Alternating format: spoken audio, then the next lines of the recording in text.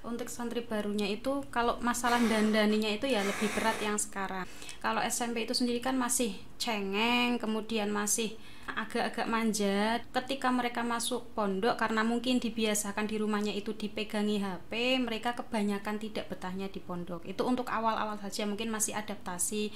Biasanya kita koordinasi dengan orang tua, jangan sering-sering disambangi. Kalau sering disambangi, anak malah pinginnya pulang terus. Ketika disambangi, mereka tidak ngobrol dengan orang tuanya, malah HP-nya yang diminta. Iya. Kalau yang santri dulu itu malah agak mendingan. Yang santri sebelum pandemi itu ya mereka masuk pondok itu ya suka-suka saja, bahagia-bahagia saja, menerima apapun yang ada di pondok. Kalau dari santri putra pun juga ada beberapa perbedaan. Salah satunya yang paling saya rasakan itu dari bahasa komunikatifnya mereka, gitu kan. Karena untuk anak-anak zaman sekarang, apalagi yang kemarin itu terlalu lama bersentuhan dengan gadget nih kan, komunikasi atau bahasanya itu banyak yang mengikuti apa yang sedang hype atau apa yang sedang viral. Contoh. Kayak kemarin ketika semisal masih ramai tentang itu panik enggak.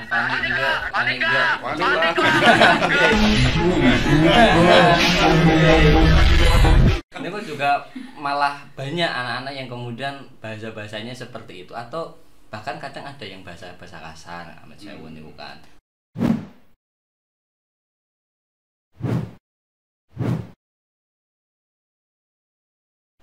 Assalamualaikum warahmatullahi wabarakatuh. Bismillahirrahmanirrahim. Alhamdulillah, kita bertemu lagi di Kedai Bincang bersama saya Abdul Khalid Ma'rufi, dan saat ini saya ditemani oleh santri-santri senior dari Pondok Pesantren Shafi Akrom. Ada dua orang yang saat ini saya undang untuk ngobrol bareng di studio Kedai Bincang kita. Pertama adalah Mas Lutfi Widoseno yang sudah mondok di Shafi Akrom sejak tahun 2011. Di depan saya ada Mbak Selvi Sohifatul Islah yang angkatannya sama. Beliau berdua ini alhamdulillah dulu pertama kali masuk di SMK Shafi Akrom plus mondok di Pondok Pesantren Shafi Akrom.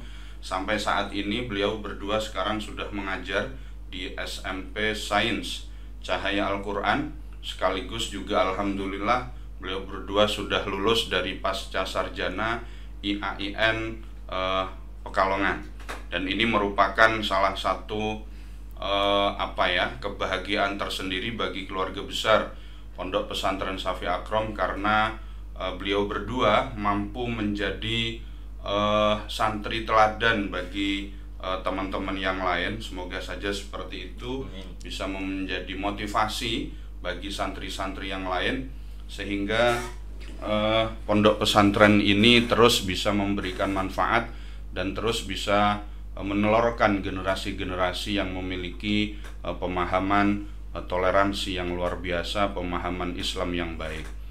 Baik, untuk lebih lanjut kita ngobrol-ngobrol dengan beliau berdua, dan perlu Anda ketahui bahwa beliau berdua ini statusnya masih jomblo.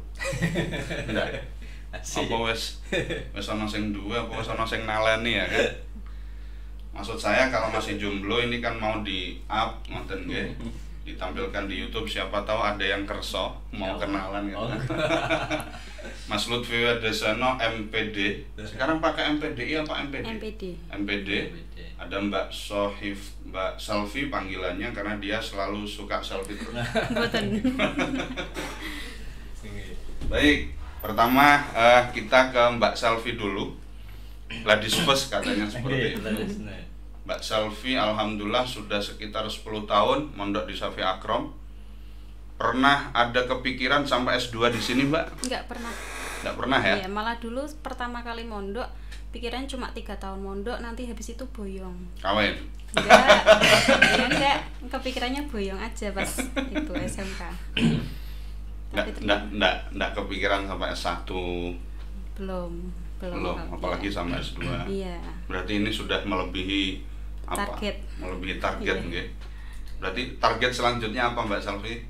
Pandungane mawon, Pak Yai. Apa? Dungane iku lho apa ya kan? Dungane nikah, Pak. Amin, pandungane mawon.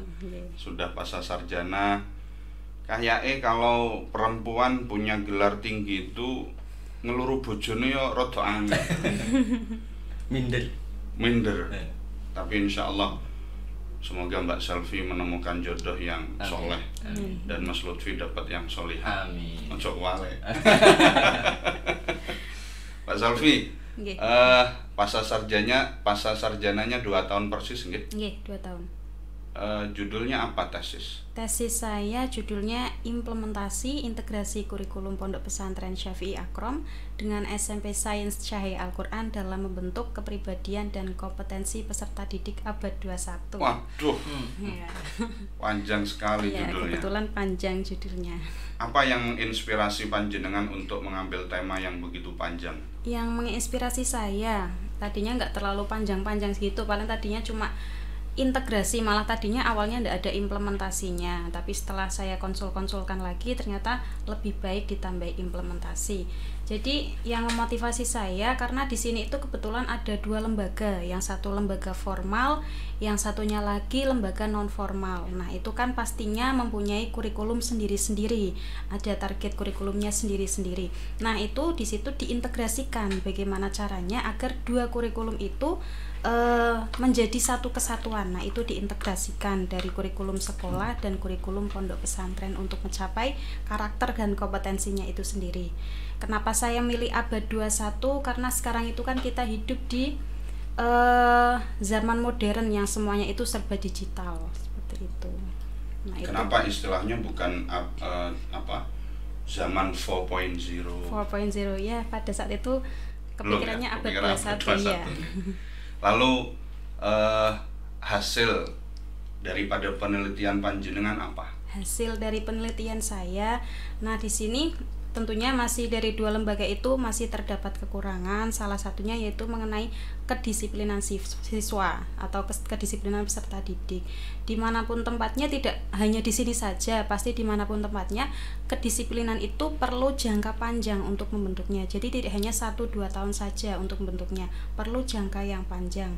Dan saya lihat setelah saya teliti di sini pun seperti itu. Sebagian besar ada yang sudah disiplin, tapi sebagian kecilnya ada juga yang belum disiplin dalam mengatur waktu belajarnya atau mengatur waktu pemberangkatan sekolahnya. Untuk kompetensinya sendiri saya lihat di SMP-nya sudah berjalan dengan baik. SMP sudah menerapkan kompetensi yang di situ meliputi kritis. Kritis itu diambil ketika siswa itu biasanya dalam pembelajaran itu diarahkan untuk berdiskusi. Nah, dari diskusi itu siswa nanti diajari untuk membuat pertanyaan dari adanya diskusi tadi atau memaparkan adanya diskusi tadi. Kemudian ada kritis, kolaboratif antara siswa saling bekerja sama dalam mengerjakan tugas-tugas yang diberikan gurunya. Kemudian selain itu ada komunikatif. Di situ komunikatif itu sangat penting karena di sini ketika siswa tidak mempunyai bekal komunikatif, maka untuk menyampaikan sesuatu itu akan kesusahan. Nah, di situ ada kritis, komunikatif, kolaboratif, yang satunya ada kreatif. Nah, kreatif di sini bisa diambil dari tadi cara membuat pertanyaan. Dia bisa membuat pertanyaan tidak dari adanya pembelajaran tadi, dari adanya diskusi tadi. Itu ketika yang di sekolahannya. Di pondoknya pun ternyata diajari adanya kompetensi itu tadi. Biasanya di pondok itu komunikatif itu diadakan ketika malam Jumat adanya hitobahan. Nanti santri bergilir, tiap karmanya bergilir, ada yang maju hitobahan, dia berbicara di depan untuk mengasah skill public speakingnya di depan, seperti itu. Untuk kreatif sendiri itu si santri itu biasanya disuruh untuk membuat karya-karya per kamar. Jika ada lomba-lomba itu biasanya diadakan karya-karya per kamar atau kebersihan kamar, atau itu yang di tembok itu yang gambar di tembok itu kan juga membentuk kekreatifan santri itu. Kemudian kritis, kalau kritis itu biasa diambil ketika pengajian. Nah, ketika pengajian ini biasanya ada ustadz atau ustadzahnya yang ketika akhir pembelajarannya itu mempersilahkan bagi para santrinya untuk apa sih yang kalian belum ketahui atau apa yang kalian ingin gali dari mata pelajaran yang kita sampaikan ini. Biasanya siswa itu bertanya pada akhir pembelajarannya. Nah, itu siswa dituntut atau peserta didik dituntut untuk kritis seperti itu. Baik. Kalau Mas Lutfi apa, Mas? Kalau tesis yang saya teliti itu tentang implementasi pendekatan scientific learning dalam membentuk karakter mandiri dan berpikir kritis siswa di SMK Syafi'i Akrom, Kota Pekalongan. Ya. Artinya bahwa dua tesis ini sama-sama yang dijadikan sasaran itu adalah karakter. Karakter ya. Oke. Dari Mas Lutfi dulu, kenapa kok karakter yang diambil? Ngeten ya, pakai Indonesia ndak wong nggih. Campuran. Yang penting aja bahasa Madura. Bahasa Madura sampean enggak paham. Karena begini, kenapa karakter? Karena bagi saya karakter itu untuk zaman sekarang itu nilainya sangat prestisius, artinya sangat penting sekali untuk dimiliki oleh generasi muda, terutama oleh para pelajar, oleh para peserta didik. Karena di Indonesia apalagi itu kan juga banyak orang yang bilang tidak kehabisan orang yang pintar, karena orang pintar itu di mana-mana ada, tetapi untuk orang yang benar itu kan masih jarang. Lah, benar itu kan berasal dari karakternya, termasuk dari karakter kedisiplinan, karakter mandiri, karakter jujur, sampai kepada karakter kritis. Sehingga memang beberapa kali, contoh ketika dulu saya S1 itu juga penelitian, itu juga saya lebih ke karakter, yaitu karakter akhlakul karimah. Itu di Pondok Pesantren Syafi'i Akrom saya penelitiannya, dan di S2 pun ini saya lebih condongnya untuk ke karakter, tetapi lebih ke karakter mandiri dan berpikir kritis pada siswa. Karena menurut saya itu begini, kenapa saya menekankan kepada kemandirian dan berpikir kritis? Karena sebagai seorang peserta didik itu dia harus mandiri, apalagi kita lingkupnya kan pesantren Kiai. Jadi kalau santri itu kok tidak mandiri, maka di pesantren dan di sekolahan itu juga susah, karena kita jauh dari orang tua dan lain sebagainya. Kemudian yang kedua, berpikir kritis itu karena pembelajaran sekarang itu jangan kemudian cuma si santri atau si siswa mendengarkan pemaparan dari guru, habis itu setelah salam selesai sudah, tetapi harus ada proses-proses selanjutnya seperti penggalian dari sumber-sumber yang lain, dia baca buku dari sumber lain, atau dia menjelajah di internet dan lain sebagainya.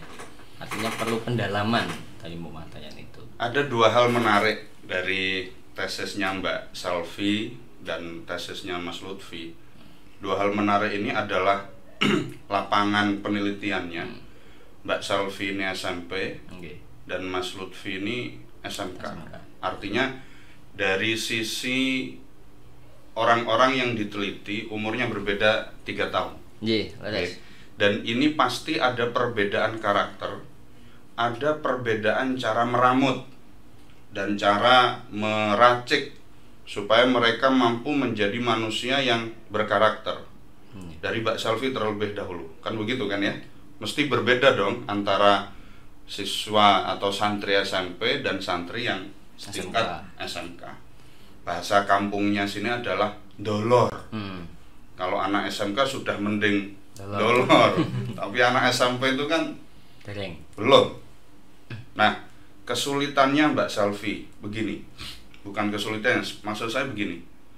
Anak-anak SMP ini memang memiliki karakter yang cukup unik. Dan saya pikir mereka memiliki karakter yang agak sulit untuk kita kita arahkan, karena satu, usianya masih SMP, dan kedua dari latar belakang keluarga yang bermacam-macam. Lalu langkahnya panjenengan di tesis panjenengan itu supaya mereka mampu menjadi manusia yang berkarakter, kedisiplinan terutama. Ini langkah-langkah yang panjenengan buat seperti apa? Jadi langkah-langkah yang saya buat untuk menangani anak seusia setara SMP itu dilakukan pendekatan terlebih dahulu, karena anak SMP itu biasanya masih ya bisa dikatakan manja-manja. Di situ kan masih belum ada nalar yang baik kan. Jadi di situ perlu adanya pendekatan terlebih dahulu, ya diberi arahan-arahan dulu agar sesuai jalurnya itu sesuai. Nah, biar disiplin, dan terutama kan karakter yang saya ingin capai itu yang disiplin dan tanggung jawab. Nah, di situ untuk meraih karakter tersebut, disiplin dan tanggung jawab tadi, perlu adanya pendekatan tersebut. Setelah ada pendekatan, ada nasihat-nasihat, kemudian diarahkan, kemudian setelah ada pengarahan tadi, tapi kok siswa itu masih melakukan kedisiplinan tadi masih kurang, tanggung jawabnya masih kurang, baru diadakan yang namanya poin atau hukuman seperti itu. Yeah. Dan untuk ke arah disiplin yang dikehendaki panjenengan itu kira-kira butuh timing berapa? Kalau itu jangka panjang, mungkin kalau 1 tahun semua disuruh disiplin 100% itu belum bisa. Mungkin kalau 60-70% itu bisa, tapi kalau untuk mencapai 100%-nya disiplin semua itu belum bisa. Karena kita melihat yaitu background dari masing-masing peserta didik itu berbeda-beda. Kalau tahun kedua kira-kira sudah bisa dapat belum? Kalau mungkin tahun kedua insya Allah bisa. Kecuali wajan rotan ndablok. Ya, gitu. Tapi kalau jangka 1 tahun itu masih dikatakan sulit. Masih belum lah ya. Iya. 1 tahun untuk apa? Untuk memahami bahwa disiplin itu penting. 1 tahun itu masih dirasa belum lah ya. Pendekatannya masih diperlukan lagi. Gitu. Nah, untuk yang SMA, SMK. Kalau SMK begini, jadi betul seperti tadi yang disampaikan jenengan, bahwasanya kalau untuk anak-anak yang SMK dibandingkan dengan anak yang SMP itu kan sudah lumayan dolor gitu. Dolor bahasa jadi masih lebih mudah untuk kemudian kita kasih pendekatan. Lah, kenapa kemudian tadi saya itu di situ membicarakan masalah pendekatan scientific learning? Karena satu, memang kurikulum 2013 ini sekarang pendekatannya adalah pendekatan scientific learning. Yang kedua, pendekatan scientific learning itu adalah pendekatan yang memang mengutamakan dengan langkah-langkah scientific nih kan. Ada mengeksplorasi, ada mengamati, ada mengkomunikasikan dan lain sebagainya. Dan bagi saya langkah-langkah itu kalau kita terapkan di usia anak SMK itu masih lebih bisa dibandingkan kalau kita diterapkan di SMP. Artinya langkah-langkahnya itu masih lebih gampang lah kalau santri atau siswa usia SMK dibandingkan dengan usia untuk SMP. Contoh, ketika di SMK mereka disuruh untuk diskusi, itu kan penalarannya kan sudah lebih bisa lah. Oh, ini saya tak tarik ke sini, ini ke sini. Kalau untuk SMP disuruh diskusi ini kadang kan rame sendiri. Ini kan perlu ada tenaga lebih. Harus nih kan. Atau kemudian ketika disuruh untuk mencari materi dari sumber lain, disuruh ke perpustakaan atau apa. Kalau anak-anak SMP ini disuruh ke perpustakaan, mereka lebih condong untuk membaca-baca sesuatu yang mereka suka nih kan. Atau gambar. Gambar. Karena memang usianya masih usia bermain juga kan gitu. Ada sisi-sisi peralihan mereka dari SD ke SMP juga kan terutamanya Pak. Jadi masih lebih enak untuk yang SMK bagi saya dibandingkan untuk SMP niku. Oke, baik. Jadi dua tesis ini sama-sama berbicara tentang karakter, dan memang dua karakter yang coba difahami ini memang beda kelas, gitu. Beda usia, sehingga perlu ada langkah-langkah yang berbeda dalam menangani anak-anak itu. Tetapi anak usia SMK pun atau usia SMK yang sederajat pun, ketika tahun pertama kira-kira diajak ngaji, diajak untuk aktivitas 24 jam karena di pondok pesantren kan jadwalnya lebih berat daripada di rumah. Ini mereka sudah bisa mengikuti apa belum? Lagi-lagi itu tergantung kepada salah satunya adalah memang karakter dia dari rumahnya. Ada yang anak kemudian nyun sewu di rumah memang sudah terdidik dengan baik gitu. Sehingga ketika mereka masuk pesantren itu tinggal menyesuaikan saja. Oh, jam segini jadwalnya ini, jam segini jadwalnya ini, saya harus begini, yang nggak boleh begini. Tetapi ada anak yang kemudian dari rumah memang pendidikannya itu masih kurang, atau di kandang ini wangel. Di pondok itu butuh proses adaptasi atau penyesuaiannya itu butuh waktu yang lebih lama. dibandingkan dengan karakter yang tadi sudah terbentuk dengan baik nih. Baik, setahun ini anak-anak tidak sekolah. Ya. Gara-gara corona. Jenengan sebagai pengurus pondok pesantren yang terjun ke lapangan setiap hari melihat bagaimana tingkah pola anak. Ini kira-kira ada perubahan enggak antara 2021 dengan tahun 2020, di mana 2019-nya anak-anak ini kan masih sekolah. Masih sekolah, jadi tidak terlalu kena efek negatif daripada HP. Ketika di tahun 2020 kita lost sama sekali, sekolah tidak buka di rumah, kemudian pendidikan agama juga di rumah masih kembang kempis, dan mereka harus mondok. Ini tentu ada perbedaan antara santri 2021 dan santri 2020. Masuknya itu seperti apa, Mbak Salvi? Aku wasit apa ini, Mbak? Mungkin dari Mas Lutfi dulu mau menyampaikan. Sampan dhisik wae. Ini berarti santri sebelum pandemi dan setelah pandemi. Ya, yang kan gini, siswa baru. Siswa baru, jenengan kan sudah jadi pengurus lama. Sehingga bisa melihat perbedaan antara santri 2019 yang masuk 2020 dan sekarang istilahnya dandani mereka ini luwih berat mana, atau pola pikir mereka ini lebih beragam apa tidak? Untuk santri barunya itu sendiri, ya. Untuk santri barunya itu kalau masalah dandaninya itu ya lebih berat yang sekarang, karena kalau sekarang itu karena santri, saya kan santri SMP ya, penelitian di SMP itu sendiri. Kalau SMP itu sendiri kan masih cengeng, kemudian masih agak-agak manja di situ. Ketika mereka masuk pondok, karena mungkin dibiasakan di rumahnya itu dipegangi HP, mereka kebanyakan tidak betahnya di pondok. Itu untuk awal-awal saja, mungkin masih adaptasi. Mereka biasa banyak yang nangis, banyak yang pingin pulang, dan itu ya sudah tanggung jawab kami untuk membuat mereka nyaman di sini itu bagaimana. Dan biasanya kita koordinasi dengan orang tua, jangan sering-sering disambangi. Nanti kalau sering disambangi, anak malah pinginnya pulang terus. Lihat orang tuanya pinginnya pulang terus, lihat orang tuanya mainnya HP terus. Ketika disambangi, mereka tidak ngobrol dengan orang tuanya, malah HP-nya yang diminta. Iya, jadi HP terus itu sambangan. Misal 1 jam, itu 1 jam itu main gadget terus, diajak pergi ya gadget terus. Nah itu kalau yang santri dulu itu malah agak mendingan. Yang santri sebelum pandemi itu ya mereka masuk pondok itu ya suka-suka saja, bahagia-bahagia saja, menerima apapun yang ada di pondok. Malah dulu kan pondoknya belum 100% bagus seperti sekarang. Bangunan sekarang sudah bagus.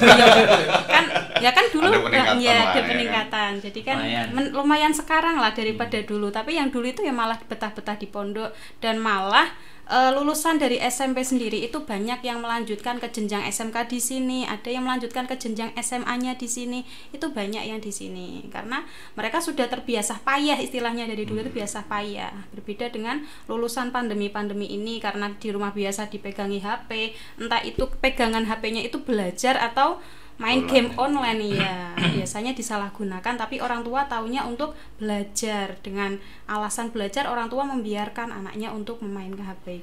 Jadi terasa beda ya? Beda sekali antara santri baru yang sekarang dengan yang dulu, beda dengan sekali. yang dengan gimana kalau anak-anak usia SMK? Kalau di kan saya juga tempatnya di Santri Putra nggih.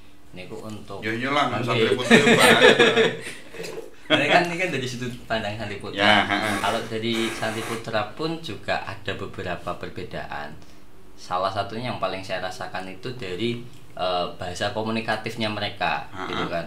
Karena untuk anak-anak zaman sekarang, apalagi yang kemarin itu terlalu lama kemudian bersentuhan dengan gadget nih kan, itu komunikasi atau bahasanya itu banyak yang mengikuti apa yang sedang hype atau apa yang sedang viral di YouTube. Entah di YouTube, di YouTube, di TikTok, kemudian di game. Contoh. Kayak kemarin ketika semisal masih ramai tentang itu panik gak itu kan.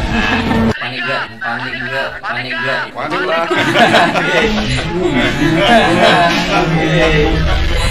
Ini pun juga malah banyak anak-anak yang kemudian bahasa-bahasanya seperti itu, atau bahkan kadang ada yang bahasa kasar amat sewu niku kan, karena memang itu juga terpengaruh dari HP niku kan, entah itu dari game online atau kemudian dari media sosial yang lain seperti TikTok dan lain sebagainya niku. Yang paling terasa sih niku ya karakternya dari situ. Dulu zaman jenengan masuk itu sudah ada gadget kan? Sudah, tapi kan tidak terlalu banget megang gadgetnya. Belum begitu canggih seperti sekarang ya. Dulu juga kan belum layar sentuh pas itu ya. Masih gadget biasa ya kalau. Tahun berapa Mbak Selvi? 2011 masuk itu. Oh. Dan itu kayaknya belum Tidak ada semuanya, WA, iya. Itu masih BBM ya. Sebelumnya malah SMS biasa. SMS. Terus BBM. BBM. BlackBerry ini kok kan. Babel Mustafa.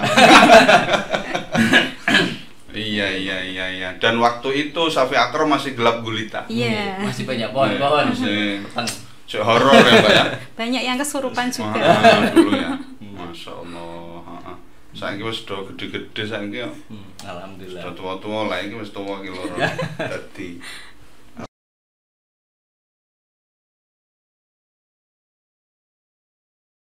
ketika seseorang itu sudah menjadi santri, maka resikonya itu adalah dia akan dianggap sebagai ahli agama.